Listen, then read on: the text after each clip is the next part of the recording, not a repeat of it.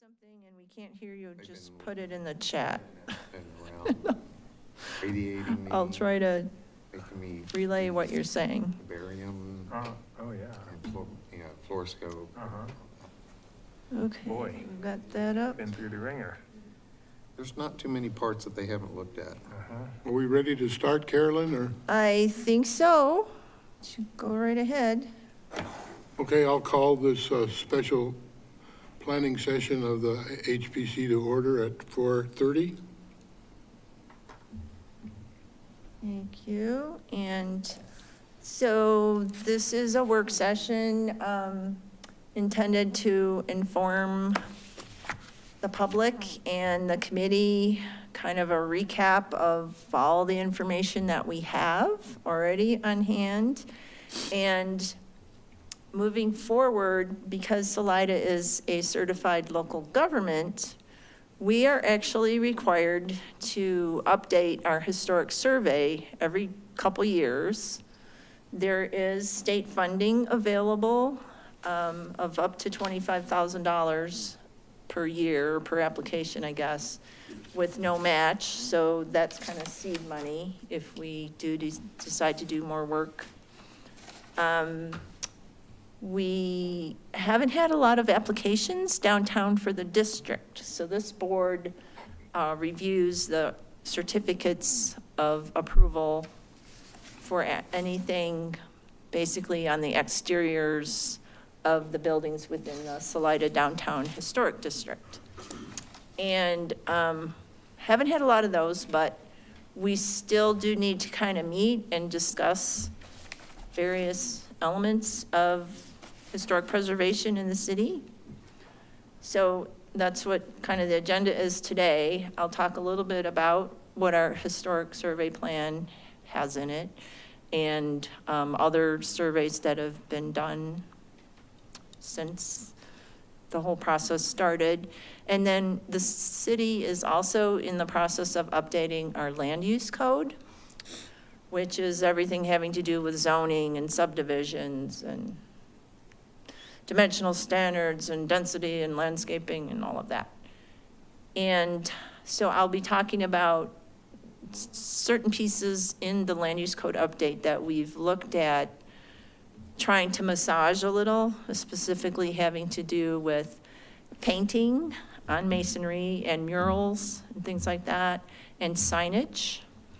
Most of the code is staying exactly the same as it is, but we're in the process of taking public input. And so anything the board would like to comment on, the public, we're welcome to comment on. There's a survey link on the community development website that you can go to, and you can see a draft of the new proposed land use code, the proposed zoning map, and as well as the old code, the old zoning map. There's actually a little tool where you can slide over and see how zoning changes. The zoning isn't really changing that much. There's some new categories that are changing, although there is one overlay that is being eliminated that I will talk about. And then Keith brought up just some topics. We will touch on ghost signs and murals and things like that, also as they relate to the code, as I said, and then the historic hydro plant on Foosis Creek you were interested in touching base with. Okay, so first of all, Salida, I know this is a little hard to see, but Salida does have a lot of historic resources. These are all listings on the National Register, and Chaffey County itself has quite a bit as well. So there's individual homes, there's specific buildings like this, not this part, I forget, it's more the hospital, old hospital part of this building. And the caboose downtown that was just put on the landmark status as a local landmark. And then we also have some state listings. Could read these if I tried, maybe. The light plant, the Chaffey County Courthouse, the Salida Carnegie Library, the Salida Methodist Episcopal Church, and the Kesner Memorial Building are state listings. So all of these diagrams and everything are in the historic survey plan, which is also on the community development website. You can pull that up at any time. So an historic survey basically is when we hire consultants to come in and they do an analysis of an area, and they do a lot of research, old Sanborn maps and library materials to really get an understanding of buildings in the area. And then they make recommendations for what would be potentially eligible for either national or state listing, or just because of an era that's shown, or the desire of the community to maintain the integrity of the historic architecture. Those can be reasons for surveys. So there's a lot of different reasons for surveys. What the city of Salida has done so far is there was an initial comprehensive survey in 1981. There was the National Register nomination, and that district is what's a portion of downtown, not all of downtown. And then the Downtown Historic Building Survey was kind of an update to see what the condition of those buildings were. And then there were two additional historic building surveys that I'll show a little bit. And then the design guidelines for the downtown district were produced in 2011. So this was just the area of the reconnaissance survey report in 2002. And they did the background research for that.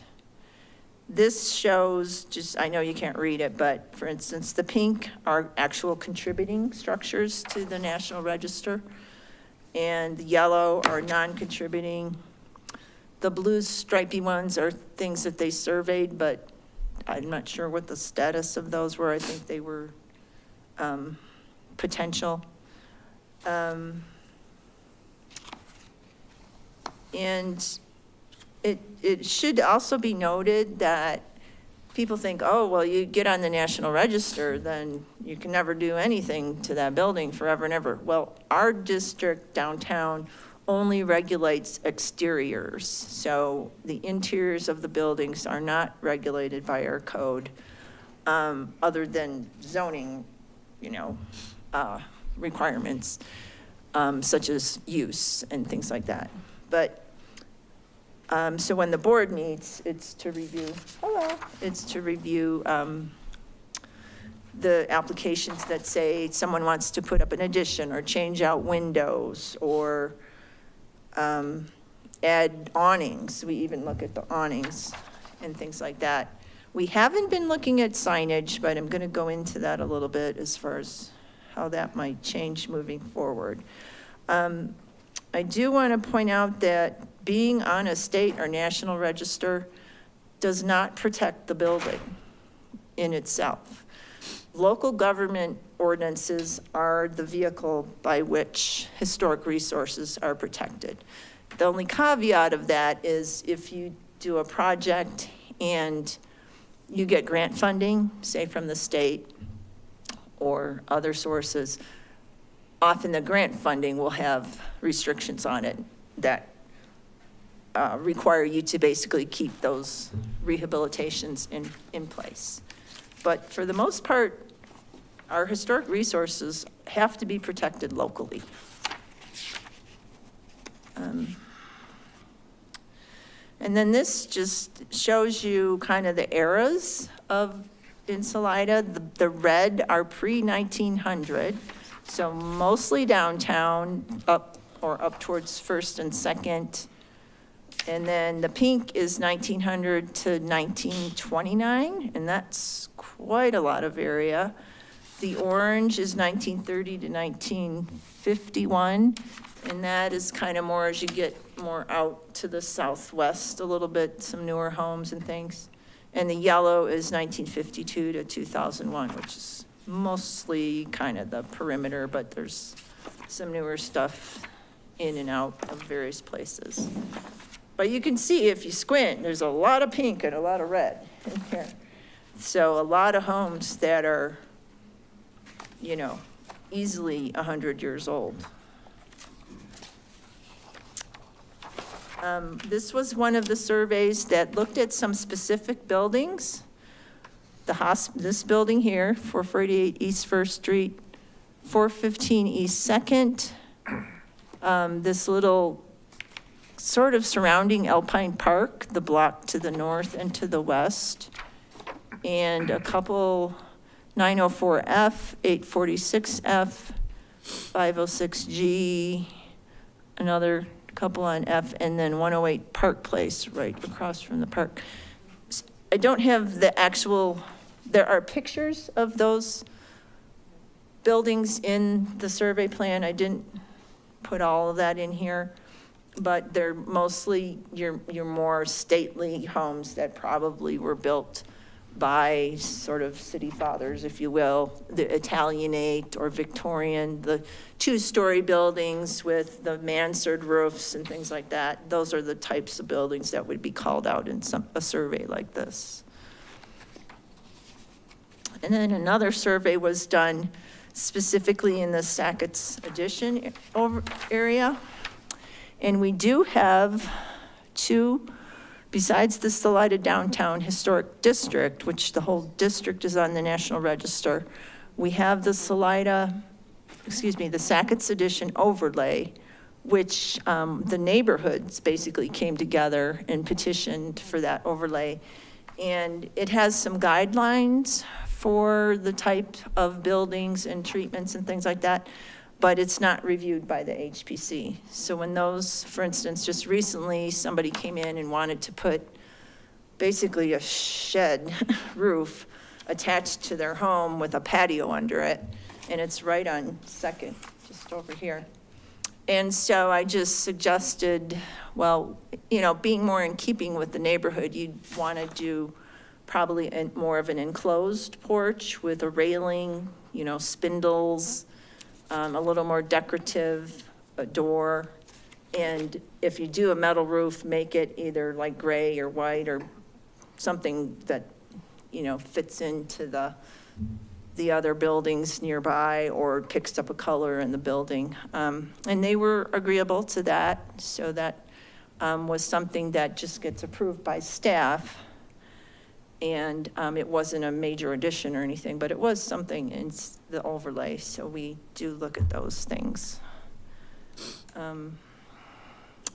So here's the actual historic district. So you can see it's a lot of downtown, but not all of it. There's some zigs and zags, and that had to do with just the integrity of the architecture, the era, whatever. Some of the buildings in downtown have been altered quite a bit, so they don't really rise to what you would consider National Historic status. So this was the ultimate boundaries. What also is on here, maybe a little hard to see, but this sort of green line that kind of covers sort of the rest of downtown, if you will. That's the historic preservation or protection overlay. So kind of like the Sackett's overlay, it has some guidelines for what infill development and things should look back, you know, like keeping the setbacks similar to what's there, sort of reflecting, you know, the roof lines. And I think the maximum is maybe 1.5 stories in a lot of cases. In the new code, they've totally taken that out. And I'm not sure that we want to do that because there's a transition as you move away from downtown where there's still a lot of historic character. And I would hate to see older buildings start getting scraped so people can put up 35, because in a residential R2, like the yellow, you can build something up to 35 feet tall, high. So that's 3 stories. In the pink, I think it's also 30 or 35 feet because that's commercial. And there are a lot of taller commercial buildings downtown. But the reason we're here today is just to get feedback as to, we have these surveys, we have other things identified, we have the potential to do a more in-depth survey. Is there something the community would like to see in terms of additional guidelines to help protect some of the historic character, especially of the residential area?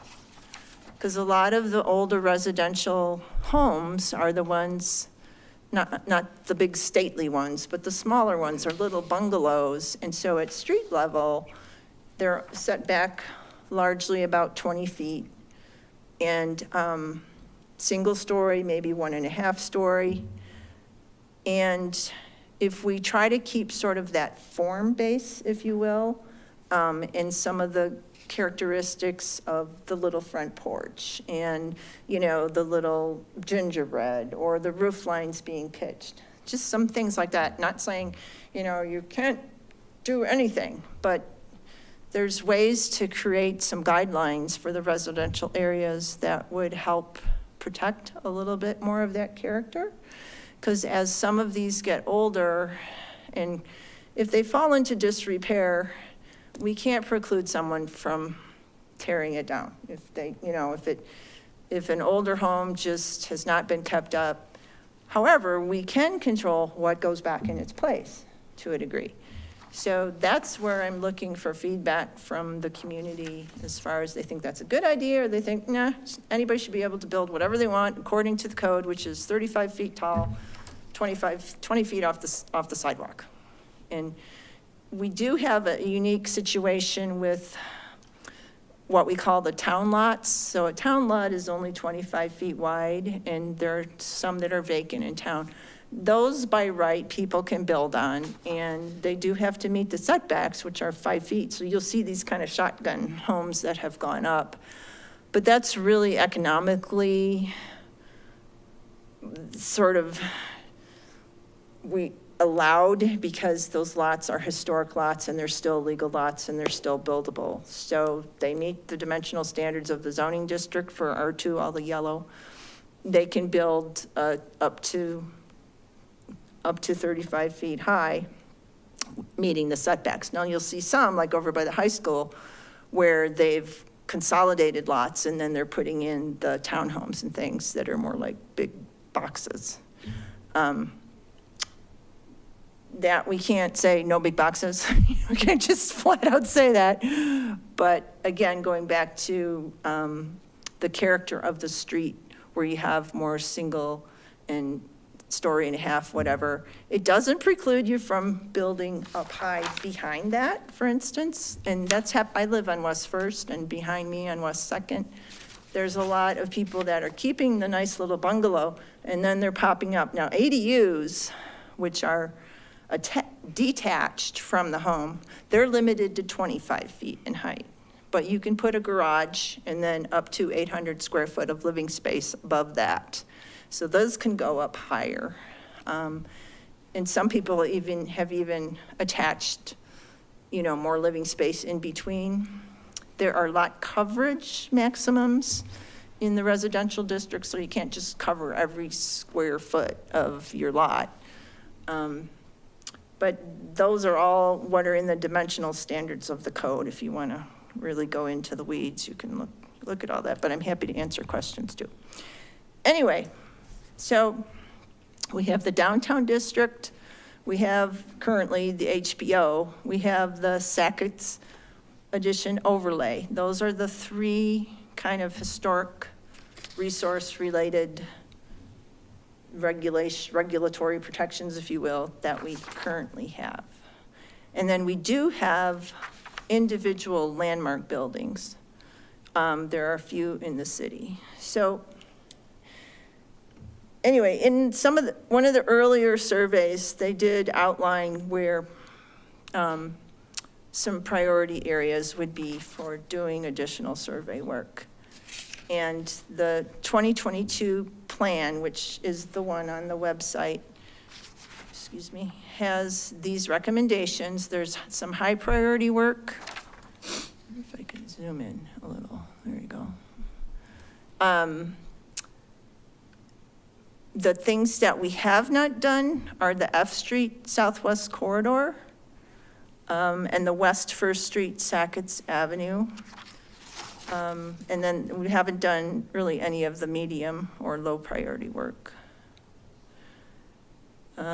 So here's these, I'll actually show you what they look like. So this is the F Street corridor, which basically goes from West 5th down to West 12th.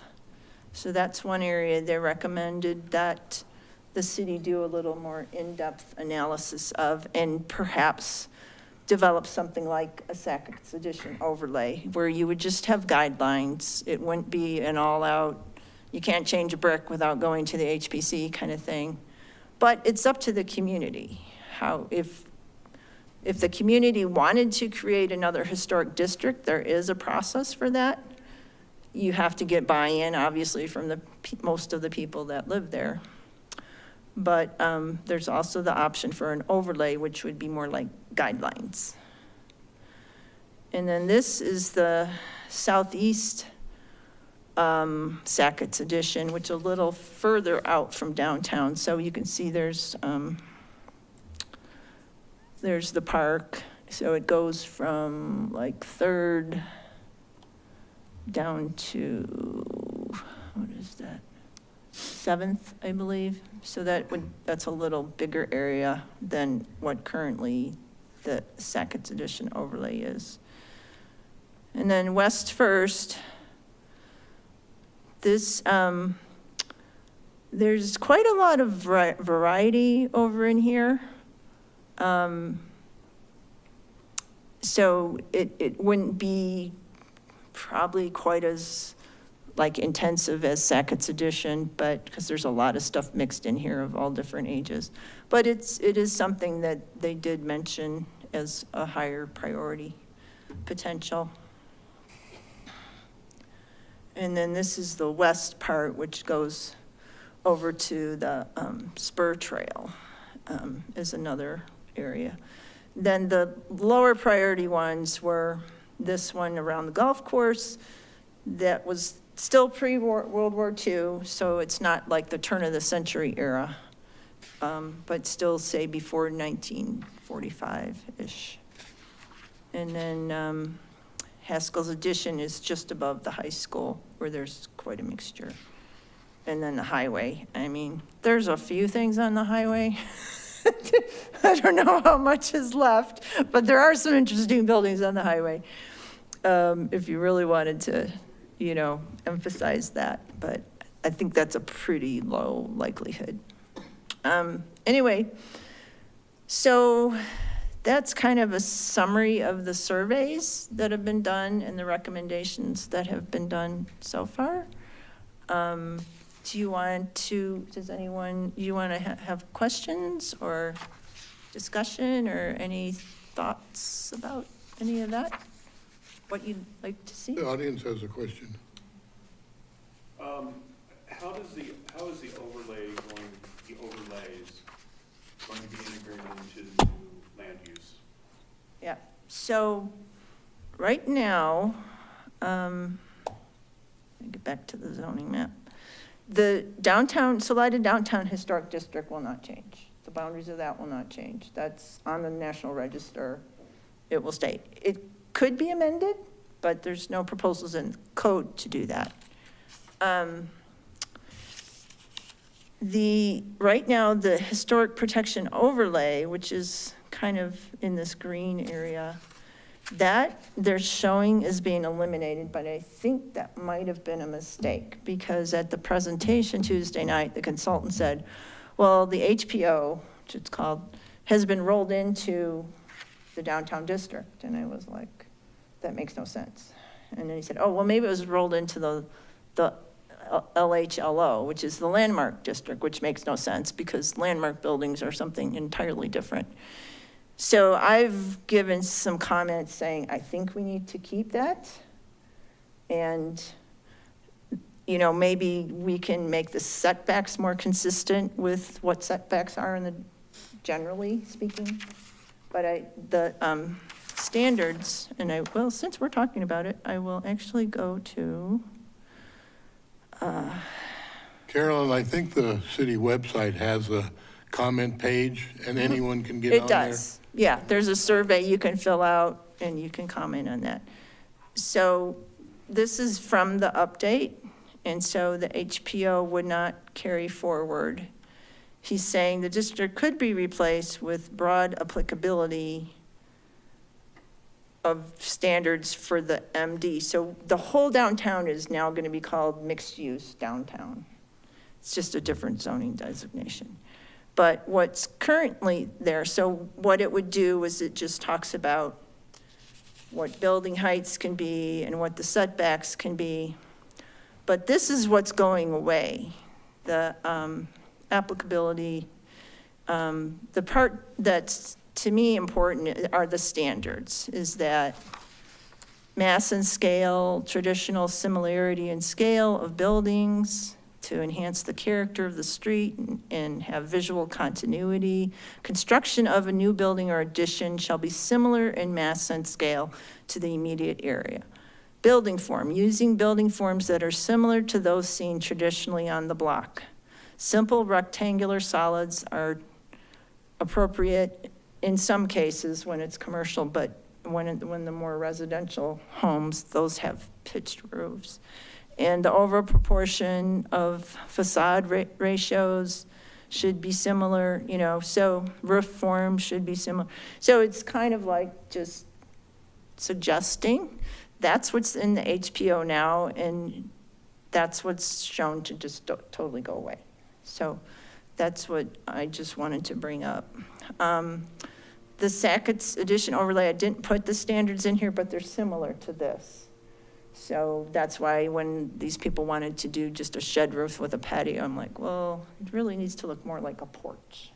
Because if you go down Second, there's little porches with little handrails with spindles and stuff. And so it helps to reflect that form. Yeah.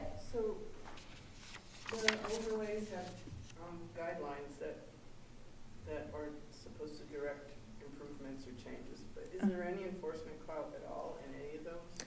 Yeah, because when someone comes in for a building permit, that's when we review it. And like I said, that little shed roof, they kind of had to do what I suggested, you know? It's not within the historic district, is it? It's not within the district, no, those are different standards. Within the district, so that red outline, anything external or an addition, we're going to talk about paint and murals and things like, and signage, would go to this board for review. And there are certain things that are considered a minor activity and certain things that are major. Even changing out windows, even changing out the wood windows and putting in like vinyl, that's a major activity in the historic district, because the wood windows and, you know, any of the masonry work is very integral to the district. Carolyn, I think hasn't always been in effect, but part of our approval says that when the project is done, you have to contact staff for Yeah. a visit to the site to make sure there's been compliance. Right, And we're always available for yeah. consultation. We do that for the COAs. Yeah, staff does go out and check. Any other? I Yeah, have a little bit more feedback for the board if I could. yeah, definitely. First of all, I'd like to say I love our community. It's amazing character and personality. And Do you want to come up here and talk Sure, into the that might microphone, then suffice. I think it'll get recorded better. I love our community and the personality and Could character. you state your name? Sure. Ben Gilling, and I'm a Salida resident. So Thank you. I'm also the city treasurer. So I love the community and its amazing personality and character. And I do own a historic home that has plenty of gingerbread, and I brought it back from what was a commercial use to a residential use. So I want to make sure people understand that too. So, but I'm speaking more for the people that can't attend today, and that a lot of those people are probably working right now. What we want as a community, what we need, may not always be in alignment. And what I'm getting at here is, what about workforce or affordable housing? The higher density is the main tool that creates affordability. So I would ask the board to keep that in mind as they move forward and when they consider things. Lastly, I'd say that trying to legislate historic preservation is a challenging target to hit. You know, I think staff does a really good job of reviewing the guidelines in the overlay districts and encouraging people to, you know, replicate the character that we have in this community. But we do face an affordability crisis here, and I think we all as a community need to be pulling to try to figure out solutions to address that. Thank you.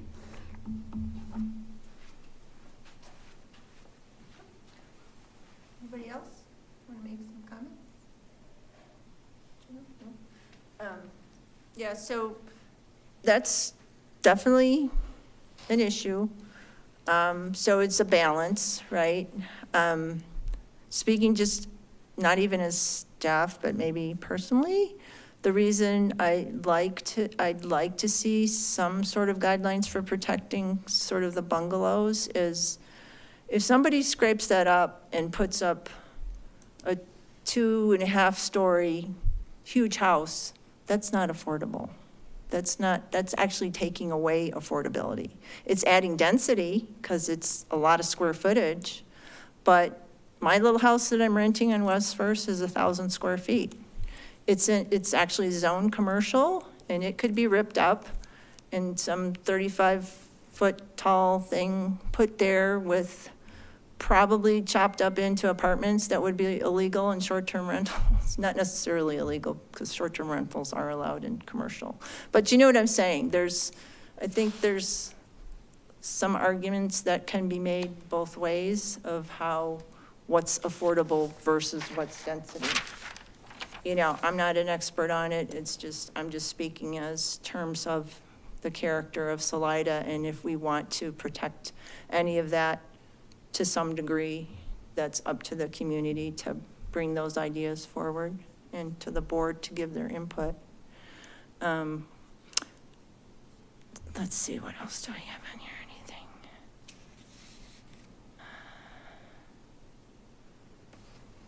Okay, so that's my little spiel. We could go into then some of the language about painting and masonry and that sort of thing. Right now, there's the general code language.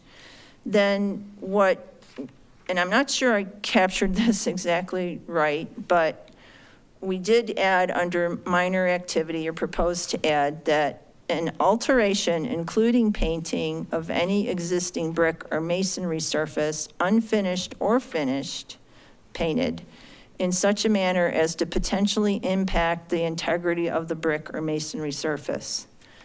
So really what we're trying to do is protect the building. We can't talk about what color it is, what the patterns are really even, but so if somebody came in and either wanted to repaint a surface or somehow do something to a surface, it would be at least a minor activity.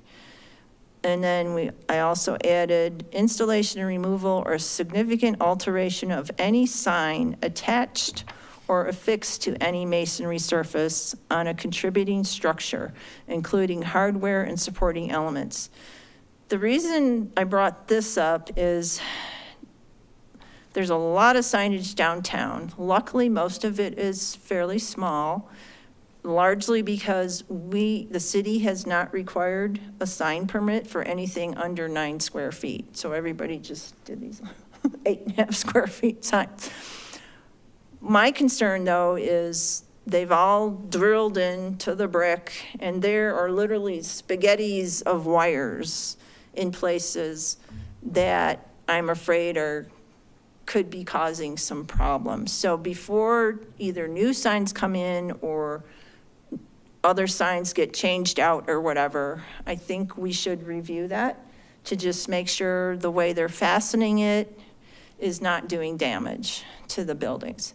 Also, the county, which we weren't really following, requires anything over 18 inches that extends out from a building over a public thoroughfare, so over a sidewalk, a street, a parking lot, whatever, more than 18 inches, that requires from the county a building permit with all of the fastening and details prepared by a structural engineer and stamped.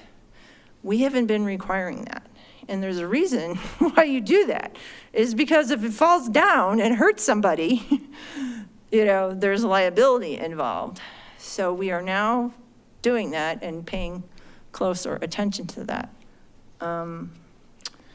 Also affixing signs onto the brick, things like that, I think we should take a look at.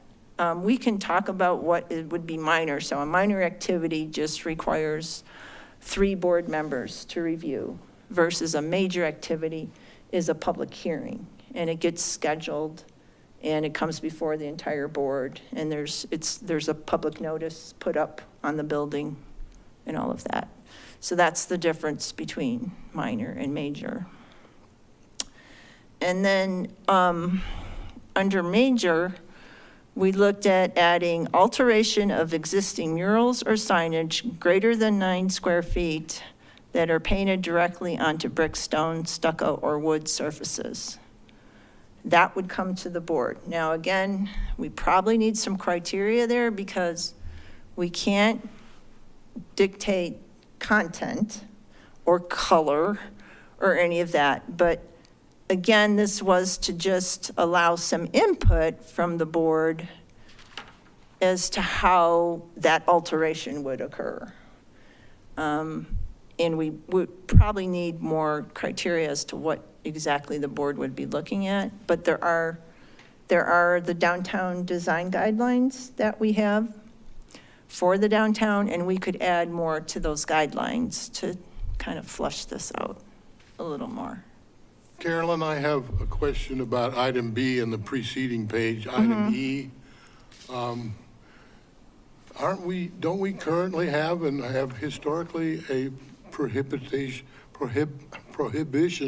against painting raw masonry, unfinished, Yes, it requires. And you say if you're painting masonry surfaces unfinished or finished, unfinished probably shouldn't be there, in my opinion, because you're not supposed to paint over unfinished brick. Right, yes, there is a prohibition for painting or sealants on unfinished brick. The question came up in that a lot of stuff has been painted and kind of under cover of darkness is getting painted. And once it's been painted, and then people either want to repaint it or whatever, this would catch that. So this might need to be worded differently, but it's just a way of trying to get at stuff that is sort of surreptitiously being painted, I guess you'd say it. I haven't been aware of any surreptitious painters in the evening hours, but I don't have a problem with that. I just think we should be distinct between a painted surface and an unpainted surface, and there's different allowances for each. I don't have, I think we should review a repainted mural, that's fine, that's already there, but I'd hate to see new ones going up. Oh, and then this, okay, I guess I put it in here twice, that was the sign, wait. Installation, removal, or replacement of sign support attaches directly to a structure, fence, awning, roofing material, or dumpster enclosure. Dumpster enclosure? I guess that's currently in the code. Yeah, I mean, right now, when something's been painted, we don't review if it comes up to be repainted. We don't review that. Well, that should be added in the mural section, right? Yeah, that's kind of what I'm trying to get at with this. So, We have a question again. Yeah, I think we're all familiar with what is known as Salida brick. And one of the ways you can protect a building that's constructed out of Salida brick is to paint it. That involves all kinds of other problems with moisture coming through from the Yeah, back, incorrect materials yeah. applied, soft brick surfaces that deteriorate. It's not a magical solution by any means to paint brick. yeah, I just watched a webinar put on by the History Colorado, and it was a masonry expert. And that's exactly what he said, is softer masonry actually absorbs moisture, and then it sort of flows downward, and then the hydrostatic pressure builds, and it needs to flow back out. If you cover the surface and make it, and seal it, the moisture still might come in through the roof line or through other kind of at the, the different points, at window ledges, what have you. And if it's painted, it's very much more difficult for that moisture to then breathe back out, and it accumulates. That's why you see dark areas under window ledges, or you see dark areas at the base of masonry. The downtown buildings, I don't think there's as much Salida brick in those as there are in some of the residences. The downtown buildings are mostly Pueblo brick, I believe, which is a harder brick. But yeah, there's reasons why you don't paint brick. But when it starts to crumble and all that, really, the ideal solution is to then repair the brick and the mortar and try to match what's there. But I understand it can be difficult. And the Salida brick homes all over town were the ones that were stuccoed because they're so crumbly. So that's a whole different animal that has its own issues. But if it's done properly, I guess it can be done okay. But anyway. Any other thoughts on signage or brick? Yeah? On Salida brick, it's impossible to fix bad brick. In the homes, a lot of the brick that was used was not structural quality brick. To Right. begin with, it was the Yeah. stuff that was made for the center filler brick on the walls. But yet on the homes, they bought it because it was cheap, and it's not structurally sound.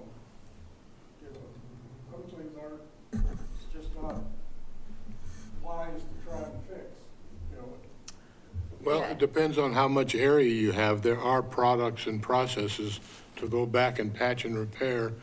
We used to have a member of this committee who was that mason. Do you remember? Terry Alexander. Yeah.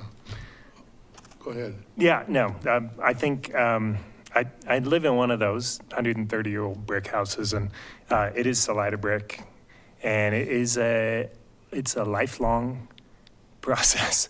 But I will say that they are built to last. They're still there. I mean, you can look around the city, and there's plenty of 120-year-old brick buildings. They're still standing, structurally sound. My building is. They just take work. And when bricks do spall or degrade, I replace them. And it's arduous, and it's difficult, and it'd be expensive if I didn't do it myself, but I've learned how to do that. So there's no way to fix it. Painting is not the answer. It's also against the standards by downtown, which we yeah. operate. Yeah, We're not allowed to do that or treat them in any way, honestly. So we have to deal with what we can. But I think you can't just say, they never should have been built out of that. Well, they were, and they're here, and they're historic, and our charge is to protect historic buildings in the district. So we have to do what we can and follow the Interior Department's guidelines. So.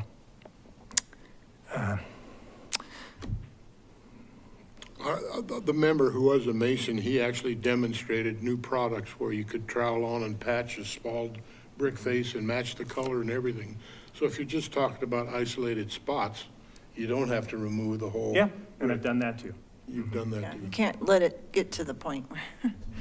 Another thing I did want to just mention, and I'm not sure quite what the answer is, but we have some of the commercial spaces downtown, especially on the second floor, where we're having absentee landlords, if you will, not taking care of the buildings. There's one, I forget the address, but there's one on F Street specifically we're having issues with, and the tenants below are getting things like, water dripping down, pipes bursting, and, really causing problems for the business owners right in the middle of our downtown. We've tried to get a hold of this particular property owner. There's some shady ties potentially. I don't know what the history is, but it's difficult. But I think what someone did suggest is we need to do a little bit more of a public education campaign for all of the property owners, especially in the district, about grants, tax credits, things that are available for the state. So the way the state mostly works with commercial buildings is you can do renovations and then you get a tax credit. There are very few competitive grants for commercial buildings. There are some, but there's not a lot of funding. The city can only apply for grants for city buildings. I can't go on behalf of a private landowner and apply for a grant for them. But if anybody notices anything or has any words of wisdom about how we could get more information out there, we'd love to hear those ideas too, because I'm sure you've seen, whoever's lived here a long time, you've probably seen some years everything looks great, and then, recession hits and things kind of look bad. But over time, if you're not keeping up the roof, for example, and things like that, and those major buildings downtown, there can be some major issues, and that would be unfortunate. In the past, we've actually had public seminars open to the public where we had a slideshow. I remember producing 2 of them. This is probably 8 and 10 years ago by now, so obviously more of that could be done now. The staff of History Colorado said they'd be happy to come and do that, a slideshow about grants and tax credits.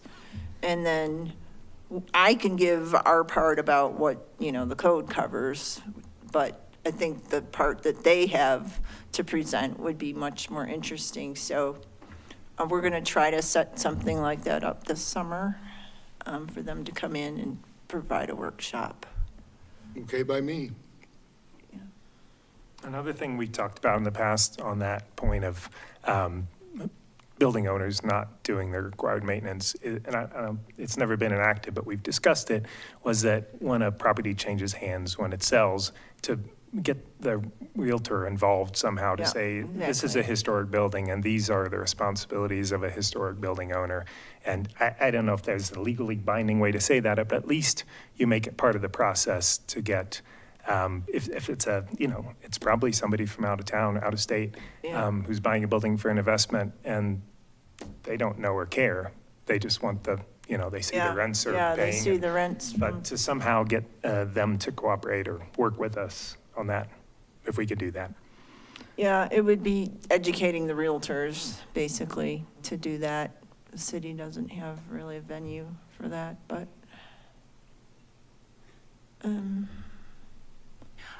Carolyn, I was just looking at E, that is a minor activity that we've just been talking about. And I'm just kind of confused because on the next page of major activity, it seems like a repetition of that on A.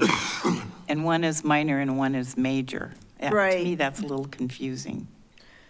Yeah, what this one, the major activity was trying to get more specifically at murals and signage. So not just something painted, but specifically a mural that maybe has some history behind it versus, say, like, there's a couple buildings where they've painted their woodwork around their windows, or if they've painted some areas, some colors that make it stand out. And this would just be, okay, if you're coming in and you want to repaint it, we'd like to at least consider what you're doing as a minor activity. You're not doing something new, you're not painting an unfinished area, you're not covering up a mural or signage. But yeah, the wording probably needs a little more work, and if you have any specific thoughts, just email me, because this code update went through all kinds of iterations, and we were doing a million other things at the same time, and so some of the language might have not come out as clearly as it could have. Well, as long as we're still on the land use code, I've mentioned this to Bill, and I'm going to go online and fill it out, but in the historic preservation section, review standards, C, I'm looking on page 169, I think. I could pull that It up. talks about our design guidelines, but it talks about it as a future resource. So that wording needs to be changed because we've had our design guidelines. Oh, right, in it. yeah, you mentioned that we have the Since design guidelines in place. 2011. Yep. And if there's Upon approval of the anything, design guidelines by the city council, it's already been done. right, that's a good catch.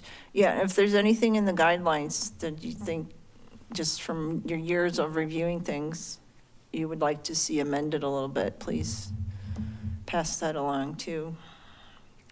Just have a question. When you talk about murals, are you talking about ghost signs, or is that something different? That's third subject here. Yeah, yeah, it's, Can you give me an example of a mural in town?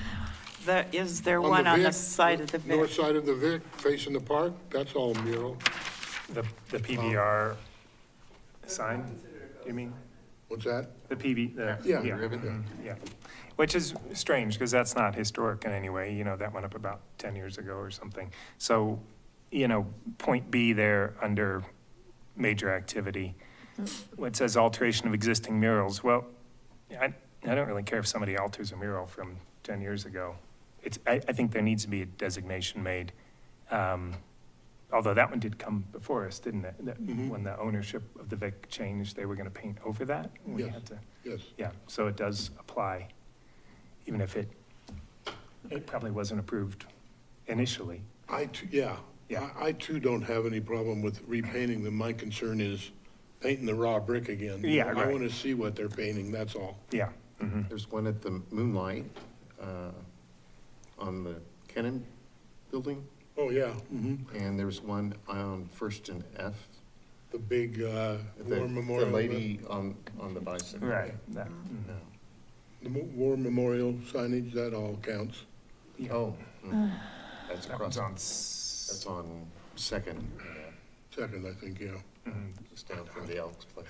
it's on First, isn't it? The one with the big one with the lady pushing, yeah, on the bike. And I see people stopping there, taking pictures in front of it. I'm going, oh, yeah, why not? It's made to look historic, but it's not.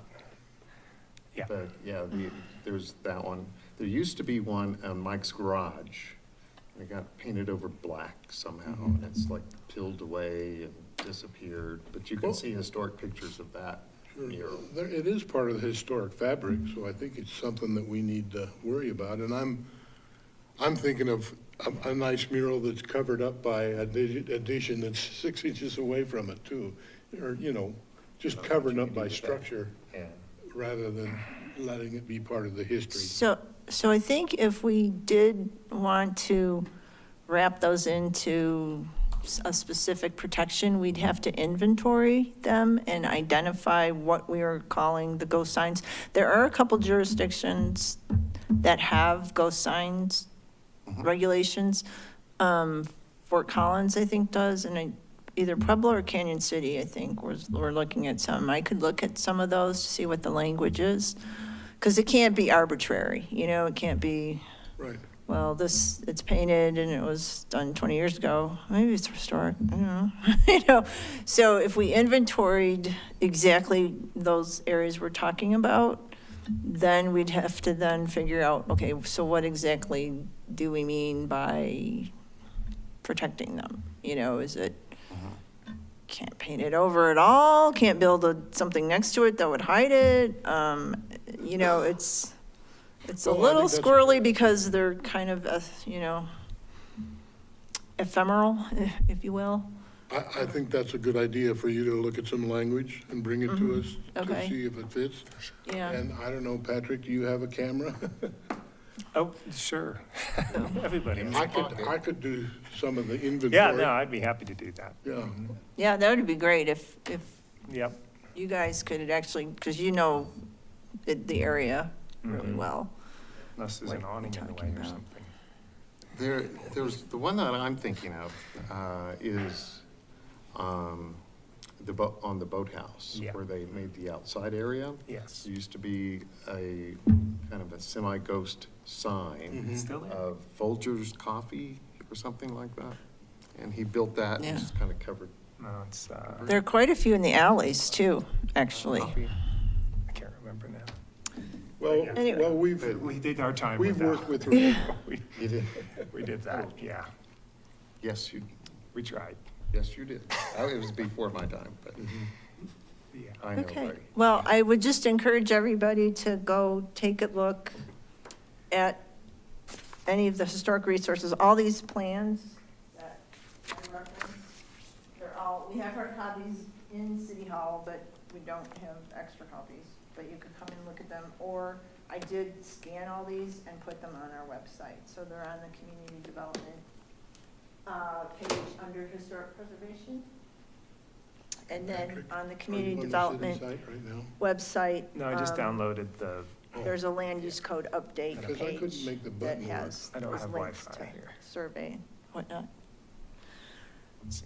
Any other, oh, you wanted to talk about the Foose's Creek, the dam? Oh, yeah, I'm not sure what I'm asking exactly. A brainstorming session, some ideas. No, what Are I'm you guys looking at. familiar with the Yeah. decommissioning and what's up there? What did I do with that?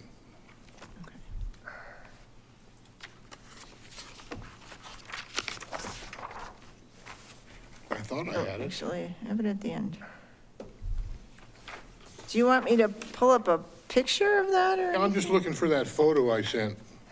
Oh, It's easier to understand. Here, I can pass I this could around. Google it and pull it up, maybe, let's see. It's the XL decommissioned a hydropower plant up there on Fuzes because it wasn't productive and they just couldn't make it work economically. The work has all been done. 2 dams have been removed, 2 reservoirs have been restructured with nice stream recreation. They did a good job.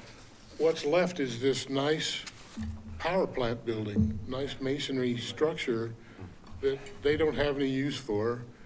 It's, I don't know, years, months away from demolition because, there's maintenance issues and liability issues.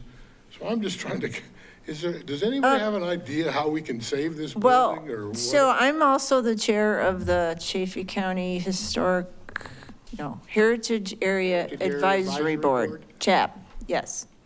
I just took that on.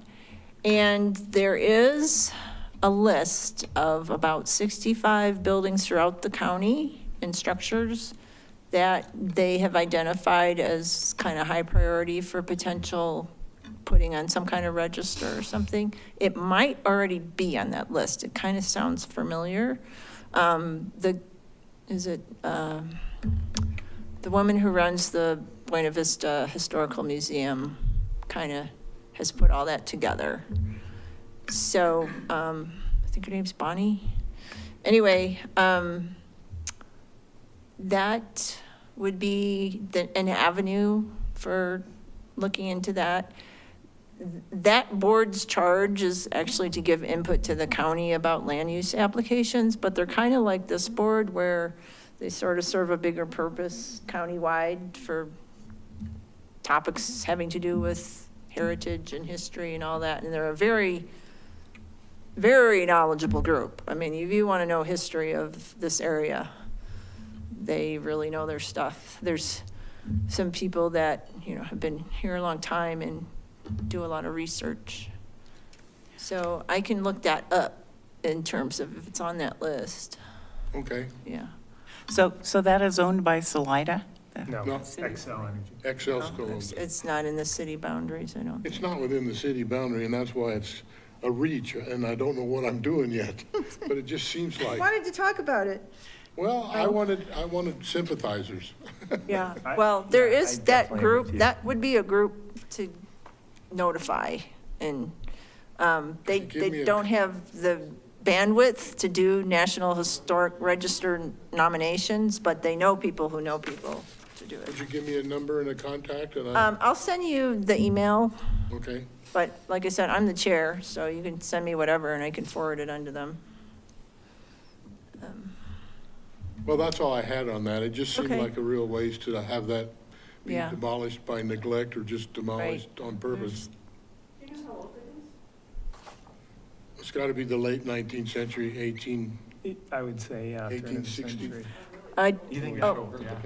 And speaking, I- and speaking of the board, that there's, Take there's, the map. What we're talking about. there's a project that we're doing right now It's from that might be of interest. the Little Red Schoolhouse, Warren Iron. Is that any, Highway 50, is it? We're doing, there's an app called Travel Stories, and it's been Well, developed a lot of by a people- private company, So there's but the road- state of Colorado Tourism Bureau You're down has there. gotten their And hooks that's on the it. road. And so we're doing an app for the Collegiate Peaks Byway. And what this will be is, you'll get the app, if you load Travel Stories app on your phone, and you're driving in the car and you turn it on. Canyon City already has the whole canyon, all the way down to Canyon City, is already one app, the storyline.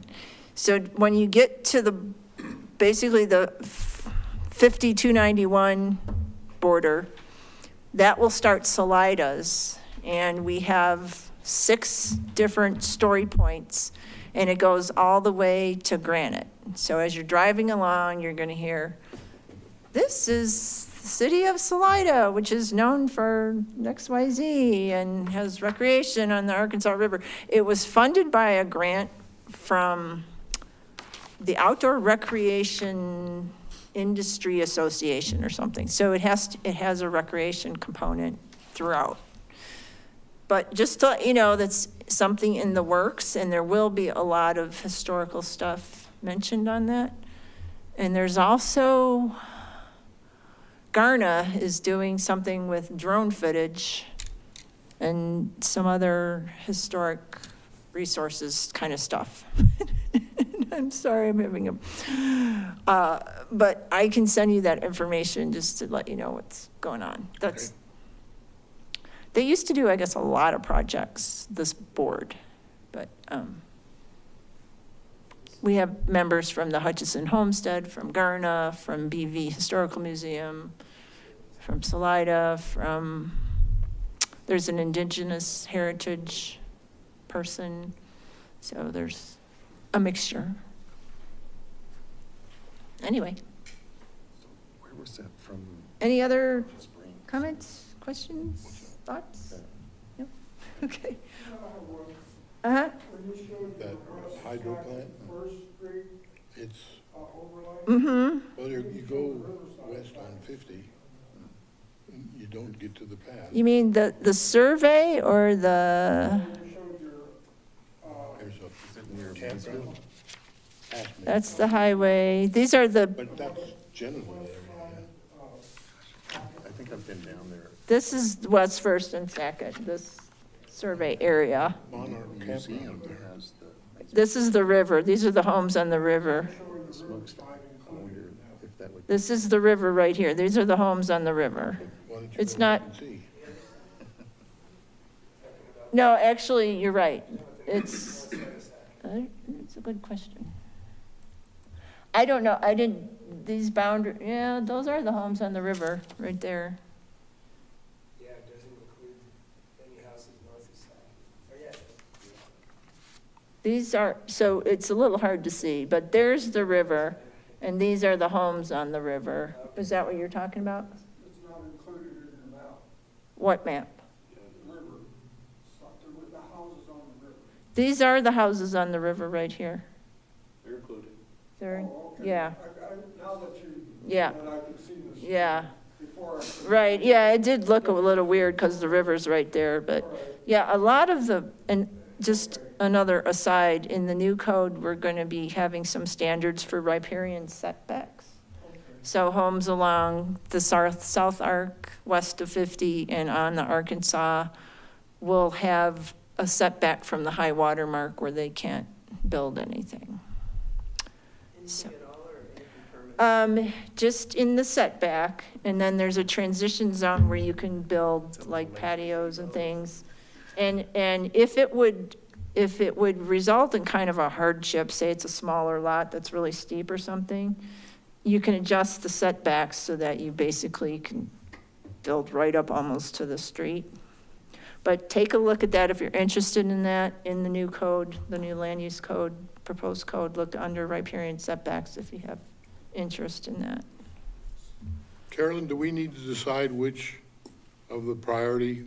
No, this is just a discussion today, Okay, so we're not gonna, but send me your feedback as far as, do you think we should apply for a grant for one of these areas? Or should we just look at more landmarks in the city potentially, or that was okay. the kind of, and maybe what I need to do is create another survey to put up that's more specific. When you do those surveys, you focus on every structure, or do you highlight just, It's, and you focus in on pre-19? yeah, you can focus on whatever you want to focus on. It's just whatever, however you drop the scope of work, yeah, would be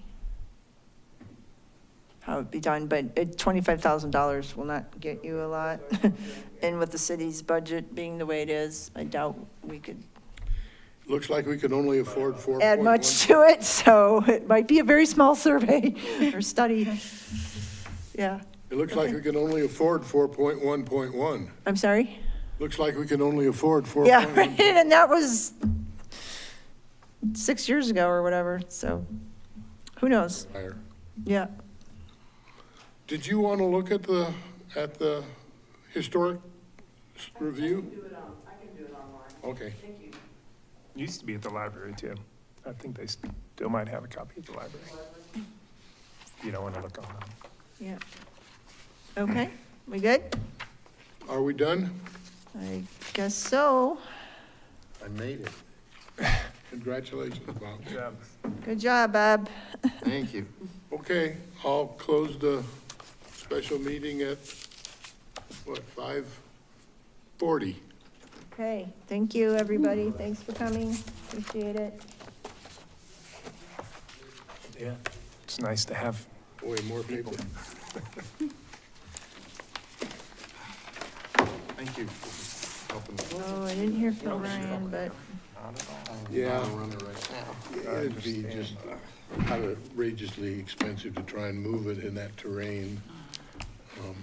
You know, so sort of an adaptive reuse probably Venue work. or some sort. But there's no access and no parking and, Oh. you know, it's got a big machine in it you have to get out. But it's just too bad to lose that part of our history. So I did have Progress. some, I've been thinking about that too, for years, actually. Really? About that building? Yeah, and I contacted, I didn't get into it here because the conversation was flowing. I found the person at Excel, I went and read articles, and there were 2 contact names in one of the articles. So I wrote them a letter months ago, and because knowing they were doing everything, and I had your worry. Christine was, yeah, I can't remember the names. Tried to look it up, but I didn't have my Ashley and Christine, I think, are here. Okay, yeah, right, exactly. And so I wrote to them and just said what you just said, you know, hey, I'm a concerned citizen. I did say I was on the historic commission, but I said I'm contacting you not as a representative of Salida, just as somebody who likes old buildings, and what do you think is gonna happen? And she got right back to me. I'll forward her response when I get home. And basically, she didn't give me any information. She said, we haven't figured out what we're doing yet, so. Yeah, that's the last answer I got. So- I said, well, the building's still there, are you gonna tear it down? She said, well, not yet, we don't know what we're gonna do. So it's under threat, but. Please don't.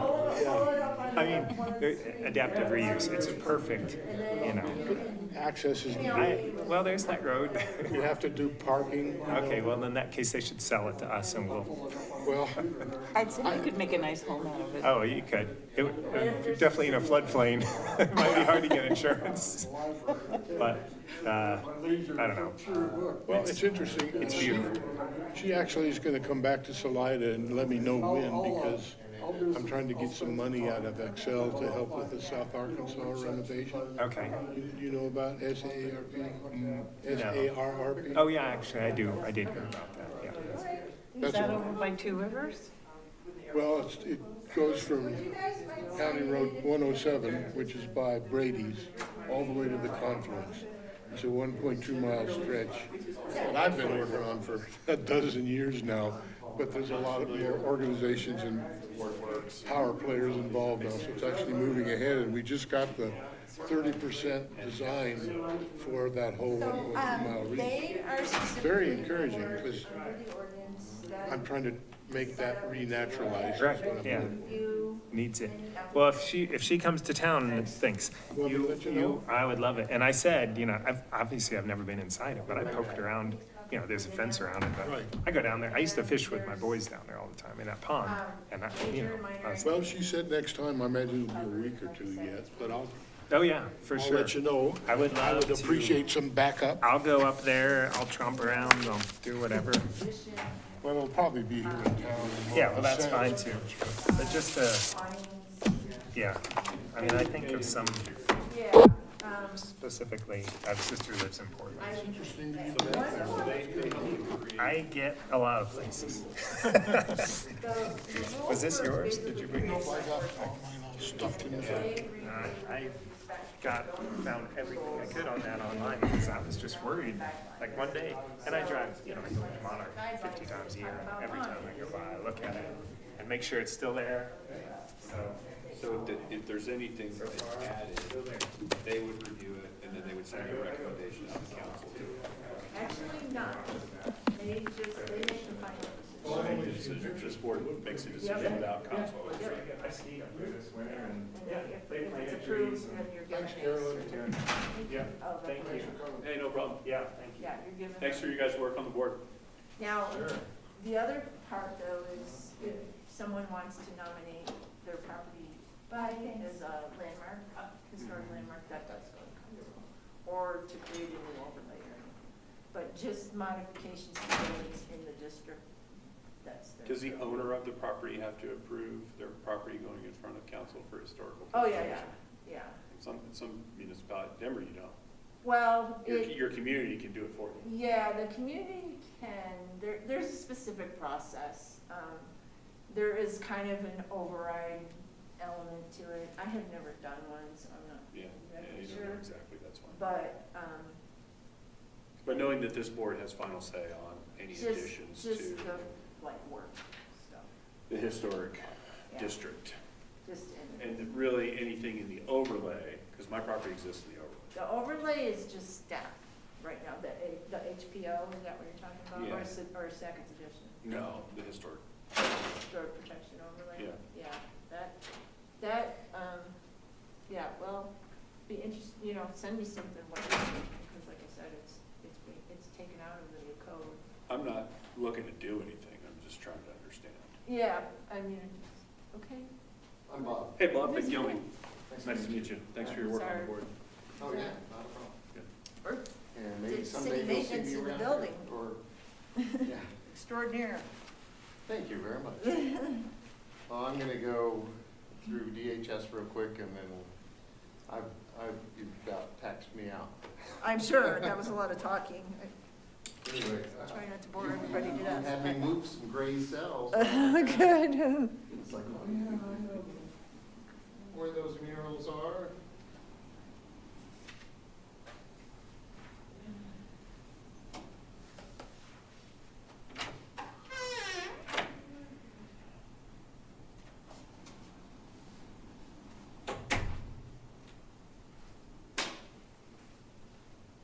Yeah, and thanks for all you do.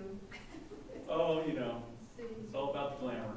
Yeah, and sitting through every council meeting, oh my God, that alone should earn. Yeah, thanks for keeping your comments concise last time. Okay. You did a good job. Yeah, I try, especially stuff they've seen several times. Yeah, we get a chance to see it quite a few times, so. I just don't really need to go on and on. Okay, we'll catch you later. Okay, see ya.